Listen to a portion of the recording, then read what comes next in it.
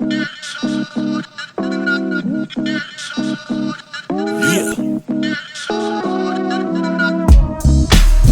Let's go. Talking with Shawn. Let's get it. Let's go. Talking with Shawn. Yeah, yeah. Let's go. Talking with Shawn. Let's get it. Let's go. Talking with Shawn. Yeah, yeah.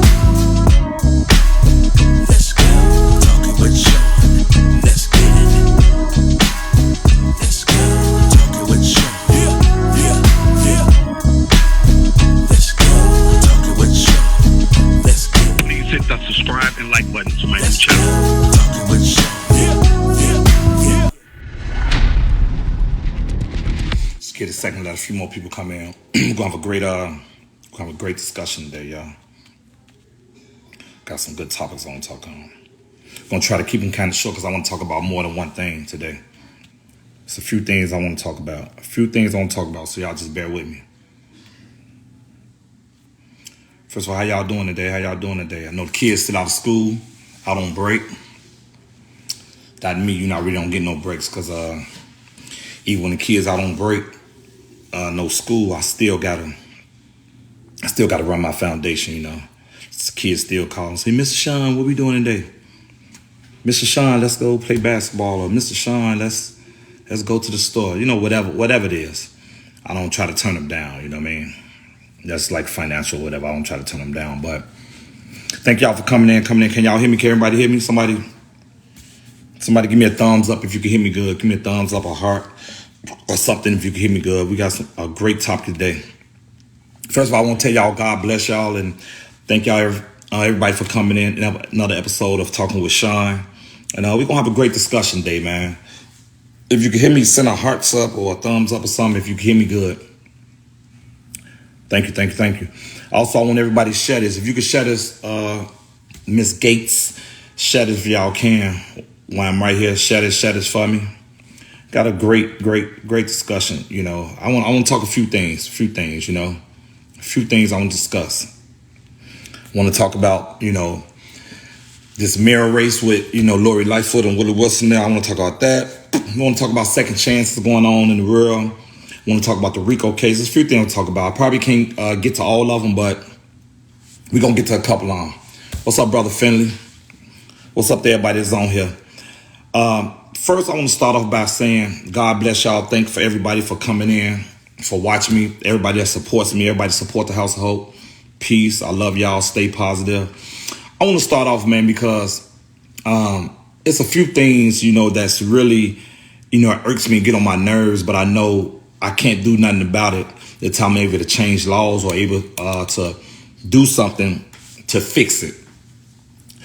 You know, one of the main things that irks me is this thing they call second chance that our so-called Democratic Party has came up with up under the Clinton, you know, the Clinton-Bush Act with this second chance thing. You know, they start this bill called the second chance. What's up, Tiffany? They call this thing called second chance where they're giving brothers and sisters another chance at life. The problem with that bill is, with that law is really disgusting and it irks me and it gets on my nerves because it's not real, you know. They throw it out there just to quiet people. They throw it out there just so people who really want a second chance or people who really struggling to try to change their lives can shut up. And if you're not knowledgeable and read or dig into this, you'll actually think it's a real thing as far as getting a second chance. You know, it's like a couple years ago and they were saying, you know, you can work for CTA if you got a felony, second chance. You know, they're giving out jobs to second-time offenders. They're giving out jobs to people who have court cases back in the days. They give you another chance. There's jobs out here for second chance offenders. There's this, there's that for second chance. But then when you dig into it and you really do the research, you see that it's not really what they say it is. You know, it's so narrow and so thin, whereas that they say if you got a felony, you can work for CTA or you can work for the city or you can get these type of jobs. But then when brothers go try to get these type of jobs, they say it had to be a class A misdemeanor felony or a class A misdemeanor case that you caught. to get the job. So just think about that. They say it's a second chance program, but then if a brother caught a felony 20 years ago, let's just say it's violent, who cares? Second chance supposed to mean second chance regardless of what it was, right? If you caught a felony 20 years ago, let's just say it was violence. Let's just say you 16, 17 when you caught the case. Let's just say it was violence. They dig into your background 20 years later and say, well, we see that you caught an aggravated assault when you were 17 years old. 17 years old and I'm 35 now, and you're telling me I can't throw away garbage. I can't be a garbage man because I was 17 years old and now I'm 35. But you said it's a second chance program. So who really is the second chance program for? Who is it really for?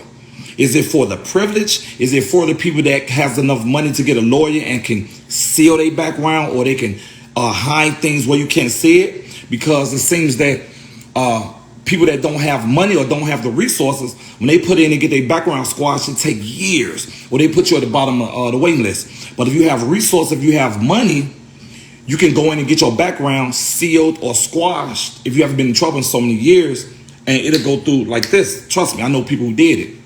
So who is the second chance program really for? Because majority of brothers I know caught majority of cases when they was 18, 19, 20, 17, 16 charged adult. I caught most of my cases when I was 15, 16 years old, but I got charged adult. Catch 22, bogus laws. But now when you try to go be productive, as they say, be productive, become a citizen, and you go for these jobs and you go for things to try to make an income, to have resources, take care of your family things, they dig into your background and say, no, we can't hire you because you got in trouble 20 years ago. It doesn't make sense. Just think about it.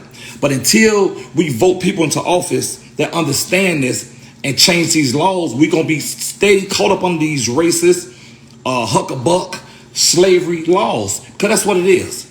They slave-minded laws to keep a person locked down. Basically, the laws was created. Jails and prisons was created for modern day slavery. Wake up, y'all. The jail was created because people had got their freedom. Slaves got their freedom. So the slave master and probably a few house niggas got together and said, how can we still benefit off these niggas? Excuse my French, but how can we still benefit off these niggas and get paid off of it without breaking the law? So they invented prisons. Think about it. They invented prisons. It's no secret that 99 population of prison is black.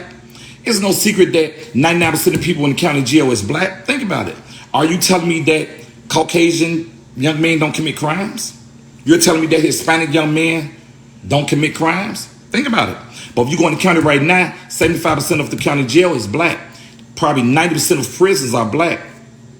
Does it make sense? No. It's called modern day slavery. It was just a way to enslave people to still make money off of them. Gotta wake up, y'all. We gotta learn to vote people in office that's going to have our best interests, that's going to change these laws and help us out. You're telling me, and I'm gonna use myself for example. You're telling me a person like me, I caught my serious case when I was like 15, 16. I caught another case when I was like 19. I'm 46 years old now. I'm a full-time community activist. I'm a philanthropist. I save kids. I haven't been in trouble in forever. I do everything I'm supposed to do. What's up, brother? Izzy? I do everything I'm supposed to do as a citizen, as a productive citizen. But if I put in for a gun card, I can't get it. So how is it a second chance if you're telling me legally I still can't protect my family? So if an intruder breaks my house, I have to fire an illegal gun to protect my family. But you say it's a second chance. How is that possible? It's not a second chance. It's all a deploy. It's all gimmick to make you think something so you can close your eyes and say, oh, they're helping us out. It's not a second chance. A second chance would be, okay, Mr. Child, we see for the last 18, 19 years, you haven't been in trouble, you haven't been in prison, you haven't committed a crime, you haven't did anything. We see that you're productive. You're a taxpayer, you have your own foundation, you have a clothing line, you feed the needy, you're doing God's work, you're saving kids. We see all that. What we're going to do is restore you back as a civilian. We're going to give you all your rights back as a civilian because you have proved to us that you deserve it. That's a second chance. That's considered a second chance. It's not a second chance if you tell me that I can get a second chance, but then I go fill out an application and they dig 20 years later and say, well, we see you called a case 20 years ago. And I say, but this is supposed to be a second chance program. Yeah, but it's only for small offenders. It's only for if you caught a battery or, you got caught with one bag, a small drug case. How is that a second chance? It seemed like the second chance program was set up to provide help for a group of people who kids might get in trouble and need some help. Need I say that again? It seemed like the second chance program was created. People who know their kids might get in trouble and need some help. Okay? Because the second chance program is not for us. It just say, you are right, we don't get no second chance. They always look over on us, they see our path. Exactly. So how is it a second chance? It's not a second chance. I'm going to tell you another way where it's not a second chance. First of all, they don't want us to get a second chance. You can't tell me that our system that we live in that makes billions and billions of dollars off on jail, prison, and death wants me and 10 more of my positive brothers to be 100% citizens again. You can't tell me that. You can't tell me that they're not sitting up waiting for a Shawn Childs to commit a crime. They're not sitting up saying, when he was young, he did it. He might do it again. You can't tell me that they're not sitting up for Shawn Childs Jr. to commit another crime. Can't tell me it. It's business. It's all business. At the end of the day, everything is strategically, everything is mathematically set up as a business. Shawn Childs got in trouble when he was young. 9 times out of 10, his son is going to follow his footsteps and get in trouble. 9 times out of 10, his son's son will follow his footsteps and get in trouble. Keep the prisons full. Problem is, Shawn Childs broke the cycle and changed his life. And my sons have never been in prison, never saw inside of a police car. So you break the cycle, you break the generational curse, and it hurts them. So you can't tell me that they want to see a second chance. Can you imagine if they just said, brothers that has not been in jail, brothers that have not been in trouble in 15, 16 years, come on. We're going to give you your 4 gun cards. You're able to get jobs for the state, the federal, CTA, the city. We're going to give you another chance at life. Come on, go work, make money. You're a citizen. You changed your life. You deserve it. Can you imagine if that happened? Our world would be a better, safer place. But it's not happening. And the Democrats that we vote into office is not voting on it. We know the Republicans ain't gonna vote on it, but the Democrats is not voting on it. So how's it a second chance? Miss me with that. Stop saying it's a second chance. Stop lying to our brothers saying, look, just do right and fill out application and go get a job and you'll be fine. It's a lie. I'm not saying don't get a job, brothers, because I never want you to go out there, sell drugs, commit a crime. If they deny you one job, you go look for else. You'll get a job somewhere. All I'm saying is don't lie to my brothers. Don't piss on my brothers and tell them it's rain. Don't lie to my brothers talking about it's a second chance and go to this 6-8 week program and after that we're going to certify you. It's all game. It's all about money. It's all about money so they can make you think something is changing when it's not. So they can make you think something's changing now. But I'm here to tell you, I'm going to be the key to help change that. I'm here to tell you, I'm going to help change that. With the lawmakers I know and my connections in far as the Republicans and the Democrats and the federal, with my connections, I'm going to do whatever I can to change that. Because I never want to see a young brother at 17 commit a crime or catch a case because he's human. He made a mistake. And now he's 35 years old and still can't get a job. He's 35 years old and they're holding something against him that happened 20 years ago. When we know the chances of one of our kids getting in trouble is what? 9 to 10? The chances of one of our kids in the hood we live in getting framed, getting in trouble, or look alike is very high. So a lot of our brothers have no other choice. He was 6 feet, dreads, pants sagging. That fits every one of our kids. He was 6 feet tall, black hoodie, pants sagging. Come on now. So 9 times out of 10, one of our kids is going to get in trouble. 9 times out of 10, one of our kids is going to make a mistake. That's life. That's life. God said a saint is nothing but a sinner who fell down and got back up. A saint is nothing but a sinner who fell down and got back up. So all I'm saying is, if it's going to be a second chance program, mayor, governor, make it a real second chance program. Governor Pritzker, Mayor Lori Lightfoot, and the same way I'm talking to y'all, I'm going to talk to them about this. I got proposals already getting wrote up. I'm going to the governor with this. I'm going to the mayor with this, because I can't understand that if you have changed your life and it's called a second chance, I can't get a FOIA card. If I got in trouble when I was young, and I'm a grown man now, haven't been in trouble, haven't did anything, I'm doing everything I'm supposed to do as a citizen, I can't get a FOIA card to have a firearm to protect me and my family because I got in trouble when I was a kid. It doesn't make sense. It doesn't make sense. I know a man right now in his late 50s, put in for street and sanitation. Went through all the process, passed the job, did everything. At the last minute, when their brother's about to get the job, you know what they told him? They said, we see you caught a violent case when you was 18 years old. This man is almost 60 years old, and they denied him. Broke his spirit. I'm talking about destroyed him on the inside. Do you know how that feel? This man ain't been in trouble in 45, 55. Let me see. He haven't been in trouble, so if he, 35 years? He ain't been in trouble, 40, 45, 50, 40, 45, 50, 55? Probably 40 years he ain't been in trouble? And now he changed his life. He's a productive citizen, pays taxes, haven't been in trouble, ain't got a traffic ticket. And then when you go for a job, you tell him, 40 years ago, you committed a crime. 35 years ago, you caught a case when you was a baby. Some of them weren't even born. They tell you, we sorry, we can't give you the job. How's that a second chance? What world do we live in? How is this America? It's not a second chance.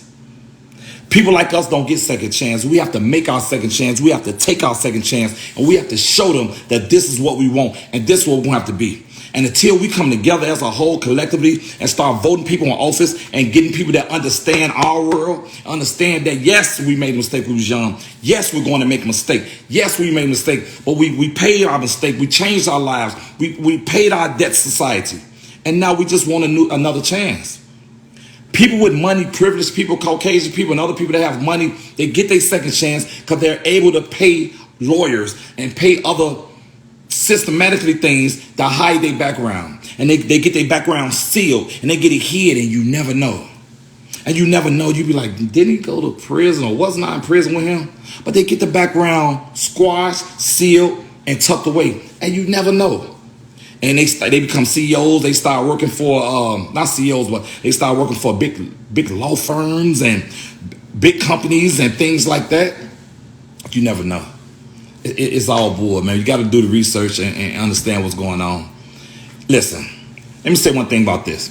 They say they want brothers and sisters not to commit crimes. They say that they want brothers off the street. They say they want brothers to stop robbing, stealing, and killing, right?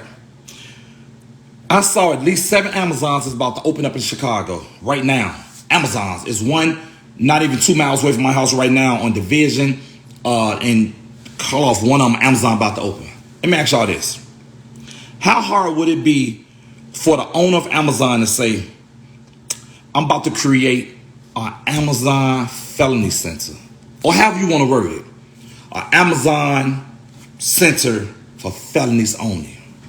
I'm about to create an Amazon center for felonies only, for brothers and sisters that made a mistake when they was young, that can't get a good job now, for brothers and sisters that committed a crime, but now they're citizens and they need a good job with benefits, but it's hard for them to get them. So you have to be a felony. Wow. What did I just say? Wow. Did I just solve a problem? How many people work for Amazon? It'd be 2,000 to 3,000 people in there. The line would be wrapped around a corner. If you put out a flyer saying Amazon felony warehouse for felons only, and this is only for felons now, you have to have a felon to work here. Now, I'm not talking about that petty one bag or you got into a fight. I'm talking about a real felony, attempt murder 30 years ago, or if you caught a murder 40 years ago. I don't care what it is. You got caught with a lot of drugs 20 years ago. You know, you've been in prison a couple times, 15, 20 years. I'm talking about that type of felony, a real felony. And they say, if you got that type of felony, you have changed your life and you've been productive doing right now, come to Amazon Felony Warehouse and we will hire you. $20 an hour with benefits. I'm not saying treat people with criminal records different than anybody else. I'm not saying they deserve better. I'm not saying that. They deserve better than people who have not committed crimes. I'm not saying that. When I'm saying in the world we live in the system that we come up in our neighborhoods, and we've been dealt, the small spoon and everything, the chance of one of us getting in trouble and committing crime is very high just because of our surroundings. The chances of our little brothers, getting caught with a bag or a gun is very high. A lot of the brothers get caught with guns only because they're trying to protect themselves. All I'm saying is this, y'all. I love y'all, man. I don't mean to preach. I just try to keep it real. They got to miss us with this second chance program stuff. Stop saying second chance this and second chance that. They got our aldermen running around saying we have a 6-week second chance program just for the data, for the numbers. You sign up for 6 weeks. You sign up for the 6-week second chance program. 6 weeks go past. They have you do a resume and say we're going to help you get a job. And guess what? You never hear from them again. It's only to be able to submit that to the city, to be able to submit that to the state and say we helped 300 felons out of prison get second chances. We helped them out. But it never comes to nothing. It's all bull. I'm telling y'all. Y'all remember CTA was pushing that? Telling everybody, second chance, you work for CTA. You know how many people I sent there? You know how many people I sent to the CTA program that didn't get hired because they said, man, Shawn, they said I called aggravated assault when I was 18. I'm like, but I thought they said it was a second chance program. It's all bull.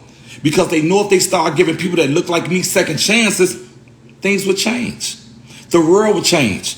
You know how many people right now, listen, I talk to brothers every day that's out serving. I talk to brothers every day that's committing stupid crimes. You know how many brothers right now I ask, if I was able to get you a good job, would you stop selling drugs?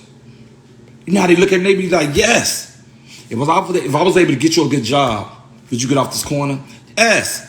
Don't get me wrong. I'm not making excuses for nobody. All I'm saying is there is a lot of brothers and sisters out there that do try to get that job, that do try to do right, that do try, but the system knocks them down so much. They keep their foot on their neck so much from things they did when they was young. From things they did when they was young. From when they was young, but they still can't get it. But you can get a Caucasian man right now that was part of the KKK. That was part of the KKK, but probably never been in jail. But he's probably one of the most racist gangs, whatever, ever in life that hung people, that did horrible things to people. They're part of the KKK, and he can go get a job right now, and they're hiring. All I'm saying is it's time for us to come together and start voting people in office that understand our world, to understand what we're going through, to understand that our kids is more prone to probably getting in trouble or catching the case than any other piece of society.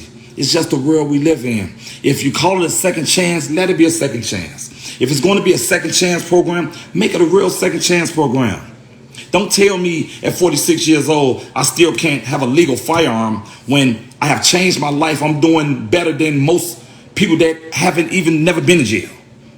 I'm a productive citizen, doing everything I'm supposed to do as a productive citizen. But I put it for a FOIA card, they tell me no. Why not? I was a child when I caught my cases. And I know a lot of more brothers right now, they get denied the same way. It doesn't make sense. Mr. Jones, we would love to hire you, but we see that in 1986, you called a felony crime. 1986. I'm 53. Yeah, but because 1986, you was 17 and you made a mistake. Sorry, we can't hire you. So you telling me I can't be a garbage worker because I committed a crime in 86 when I was a kid? That is systematically set up to keep you down. Wake up, y'all. Don't be crazy. That is systematically set up to listen, wake up. And before I want to speak on another topic real fast. Let's talk about this bullshit RICO charge. This RICO thing that they kind of coming up now where they locking up so many black people one time. Do y'all know what the RICO charge is? Title 10, Section 1961. That is the RICO. Title 10, 1961. Let me tell you what I mean. The RICO charge, this is the RICO law. The RICO law allows the federal government to charge many black people for broad activities that is determined as part of an ongoing criminal enterprise. Let me say it again. The RICO law allows the federal government to charge many people for broad activities that is determined are part of an ongoing criminal enterprise. The biggest piece of bull I ever saw in my life. The RICO charge is nothing more than a system that they created to say we can lock up many black young men at one time if they didn't do nothing. Need I say it again? The RICO charge was a charge that they created because they realized we can lock up many young black men at one time for doing nothing. Do y'all know how the RICO came about? Do y'all know how the RICO charge started? It didn't start with us. The RICO started with them. The RICO started with the mafia, with the old Italians, with the old Caucasian that was doing tax fraud and Wall Street and Al Capone, the old mobsters that they could never catch because nobody would never testify. Every time it came down to trial, they would say we're not testifying. So they always had to let these mobsters out. They always had to let this big white Caucasian man that did so much stuff, they had to let him out. So they came up with a charge called RICO, saying that, well, if we say that it was a lot of them doing it at the same time and it was a criminal enterprise, we could get them on that. And then we won't need a certain witness just to say he did something. You know what changed my life? Let me, man. Totally understand, brother. Totally understand, brother. Brother Izzy say, you know what changed my life's collection. Let me make over $100,000 a year. That's why I am where I am now because of collection. They were the only ones that gave me a chance, bro. And Izzy, you know I'm right there with you. You know I made that top dollar with you, bro. One thing about collections, they didn't care what background you had. You could just got off of murder and got a job in collection next day. So a lot of y'all don't know that the people y'all was giving y'all MasterCard numbers to and y'all Visa and y'all American Express was ex-criminals. A lot of them was still on house arrest. Am I lying, Izzy? We have people on house arrest working. You was giving your MasterCard number to. So that just tells you that it's not who you are. It's just the way you was raised or who you come up on with. We have people on house arrest living in shelters. You was giving your black card information to, paying your bills. Ask me how I know. And we was making top dollar, 4,000, 5,000 bonus checks every month. Trust me. But before I get off the subject, talking about this RICO charge. Listen, do you know that you can be charged for a RICO charge if you're part of a group? So say you're part of a group, it's 20, 30 y'all, right? You haven't committed a crime. You haven't shot nobody, killed nobody. You haven't broken law, sold a drug. But if they hear you say that name out your mouth one time, if they see you throw up a sign, if they see you write it, they see you wear a certain color, and they connect you, I know it. If they connect you with that, they can say you're part of that criminal enterprise. When you haven't committed no crime, you haven't did nothing wrong, but just because these your boys and you grew up with them, you charge me a RICO. Do y'all not know 90% of the people they locked up out west over the last 15 years for these RICO charges? If you look and talk to some of these brothers' girlfriends, talk to some of their wives, they would tell you that their boyfriend wasn't nothing but a nickel penny hustler, a nickel penny corner hustler, and went to the Fed joint. But then he got the Fed joint up with somebody else that was big. You ain't did nothing. You ain't did nothing, man. Cut it out. 90% of people that go down on RICO charge, if it's 20 of them, you probably have 2 of them that was getting major money. You might have one that was the big man. The other 16-year-old, 16, 17 people is nothing. Ain't putting no work in, making no money, none. Just because they say they down, you're going down. That's the biggest racist charge that they have ever came out with to destroy black men. Destroy a group of black men, the RICO charge. Because the RICO charge could take down multiple people at one time for doing nothing. Ask me how I know. The RICO charge could take down multiple people at one time for doing nothing. The charge was created for them. Once they saw they was able to lock up so many white men for tax evasion and Wall Street and doing all these bogus federal crimes, they said, we need to start locking up the black guys like this. Let's add the RICO to the gang. Let's add RICO to gangbanging. So now you got gangbangers calling themselves gangbangers when probably 90% of the ones in the gang ain't even really gangbangers, just fake gangbangers, ain't did nothing. But because they hit the gang with RICO, everybody go down. It's one of the biggest modern day slavish charges ever brought to life. And once again, until we put somebody in office that can see through the smoke and change these laws, it's never going to change.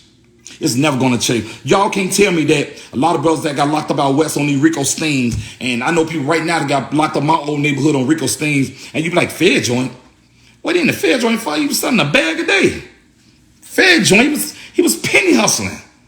And you gonna send this boy to the Fed joint because up on a RICO Act. It was an organized crime. Cut it out. Cut it out. They wasn't making no millions. They wasn't buying real estate and buying houses and flipping them and all. They wasn't doing that. You just needed a way to lock up a group of black men at one time to turn them down, so you charged them on a RICO. Same thing they doing in Atlanta. Same thing they doing in New York.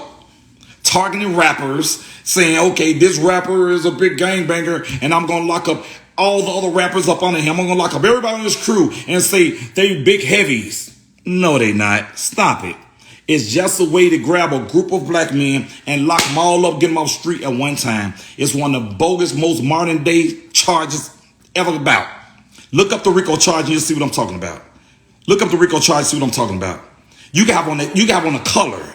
You can throw up one gang sign and you're gone.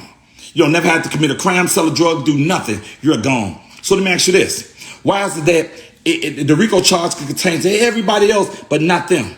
Why is it that when a politician get caught, when the governor get caught stealing, doing everything they do with the system, and that governor get caught, why everything on that governor team don't go down? Why the governor get caught lying, stealing, doing things, everything on everybody up under the governor, the assistant, everybody's connected to him should go down, right? It should be a RICO, right? The Speaker of the House mannequin just got popped for stealing millions of everything. You're telling me that the Speaker's assistant didn't know about it? You telling me that his wife didn't know about it? You're telling me his whole team didn't know about it? Yeah, I'm talking, I ain't know. But when a person go down as a mannequin, when it comes to politicians, they just go down. Why don't they get hit with the RICO and take their whole team down? Because you know all of them know about it. Know why? Because it's never going to touch them. Because it's not made for them. The RICO is created. Well, it wasn't created for us, but now they targeted us because it's a way to take down a group of black men at one time. Bogus is the most modern day bogus law in the world. Until we wake up and try to see what's going on and change things, man, things will never change. It's going to stay the way it is because y'all quiet. Y'all don't care. But think about it. Y'all got kids and young men that's being raised, that's growing up in the same system. Until we learn to change things and come together and speak to these politicians and change laws, things is never going to change. That's why I say when I run for office, whenever it is, y'all going to see some smoke. Y'all going to see smoke because I'm coming at them hard. I'm coming to change laws, make things fair, make things even. We have to. Everybody mad about this law that's coming out January 1st where it's no bond. Y'all need to wake up and do the research and do the math. Stop letting them talk about purge. It's going to be a purge. It's going to be a purge. It's not no, listen. This law was created because wealthy people, Caucasian young men, was able to commit many crimes and bond out of jail. But then you got a young black man that committed a crime and he's sitting in jail 3 years for filing out a bond because he's poor.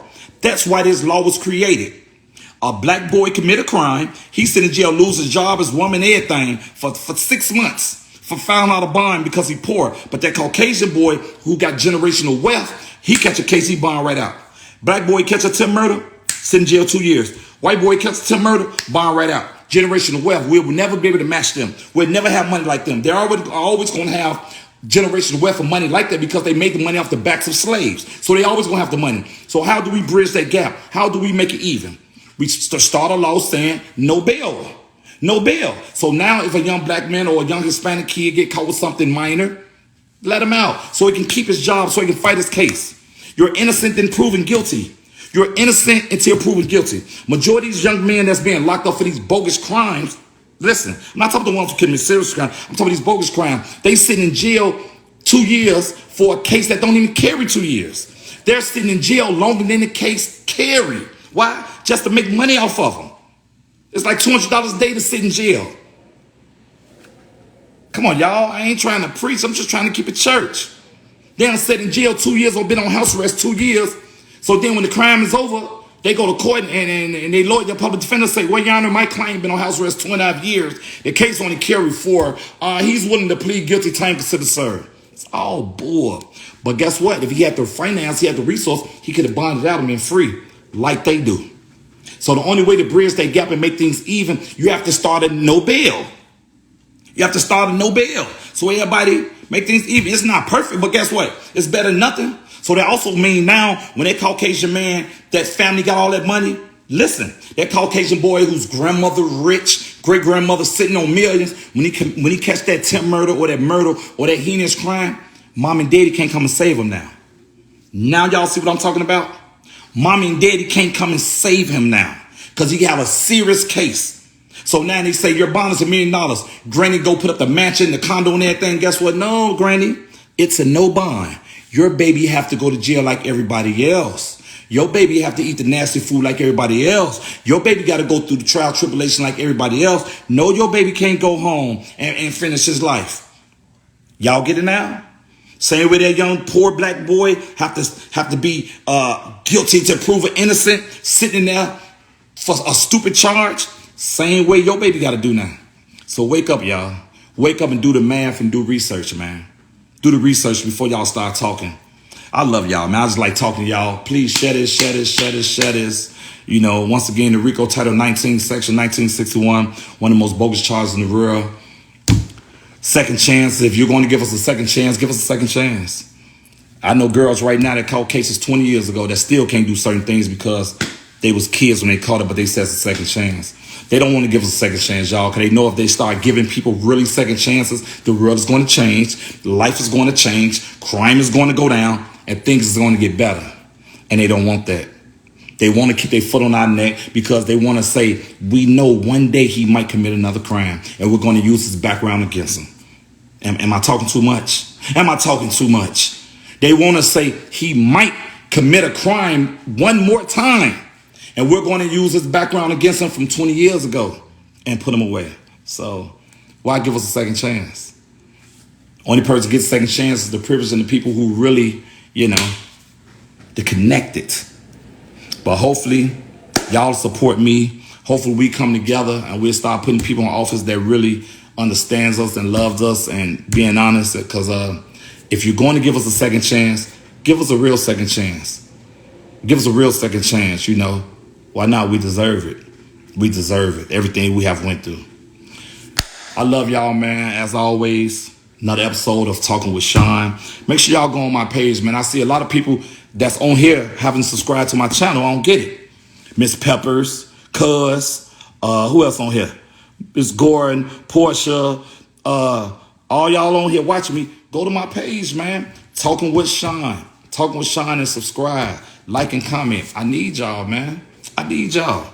I might not talk a lot of nonsense. I don't know. My show might not be bubbly and goofy like everybody else because I don't want to be in that lane. I don't want to be like other people that got podcasts and just gossip and talk mess. I want to have a podcast where y'all can learn something, where y'all can watch me and say, let's see what Shawn talking about today. And y'all can learn, y'all get something out of it. Y'all be able to spread my message to somebody else. I'm not trying to be serious all the time, but y'all get what I'm saying. I just don't want to have one of them podcasts and just gossip and talk, don't know what he's talking about, and just spread news that other people want to spread it already. I don't want to do that. That's a waste of energy. That's a waste of voice. I speak for God. I want to be able to give y'all something that y'all can spread. So go on my YouTube, Talking with Shawn, subscribe, like and comment, and share this. And once again, my name's Shawn, man. Household Foundation. No kids dying to shy. No kids dying to shy. And I always remember, if you only save one, you have did y'all job. I love y'all, man. Peace. Stay safe. Merry Christmas. Happy New Year. And 2023, we saving lives, baby. 2023, we saving lives. I need y'all help. Stand with me, march with me. Let's get out there, save some of these kids, man. Put down these guns. Let these brothers know that your revenge should not be their pain. Your revenge should not be a kid pain. We cannot have all these kids dying like in 2022. Kids sitting in cars dying, brushing their teeth dying, going in the bathroom dying, sitting in the car with their mother getting shot, the kid getting shot, and the person they trying to shoot ain't even shot. But you done blew the kid head off. We got to change that. We got to change the narrative of coming together and save some lives. And whatever it takes to do it together, my brother Lottie, my board member Lottie, Household Foundation. Oh, on another note, the doors is open for the Household Foundation starting 2023. If you want to be a volunteer or a member of the Household Foundation, I'm putting out the word. We're going to have a meeting. I need everybody to come in. It's nothing major. Sign a few pieces of paper, and you be part of the Household Foundation, baby. You can sign up as a volunteer, or you can sign up as a member. You can sign up as a volunteer. You can sign up as a member. The doors open to everybody. I'm not prejudiced, racist, or nothing. I want everybody to help. Household Foundation will be one of the biggest foundations in the world because we keep it real. We're 100. We love everybody, and we're not watered down, and we don't do it for the bread. We don't do it for the money. We're actually out here saving lives and doing the right thing, boots on the ground. So once again, 2023, the doors is open. Whoever want to join the Household Foundation, contact me, inbox me. You can do it now if you like. If you'd like to join, you can inbox me now. Come, we're going to have a big meeting. We're going to break bread together. We're going to have food, everything. We're going to laugh, giggle. We're going to put it out there, what we do. Being the Household Foundation is all about support. Just be down. Just be down. That's it. It's nothing major. Just be down for your people, but you will have an umbrella be up under. So just be down for your people and do what you got to do to help save and change the narrative of what's going on with our kids. But you will have a nice umbrella to be up under as far as the Household Foundation. Positive, loving, beautiful, well-connected 501c3. I love y'all. Go on my page. Thank you for watching another episode of Talking with Shawn. Please subscribe, like, and comment. Share this. Peace. I'm out.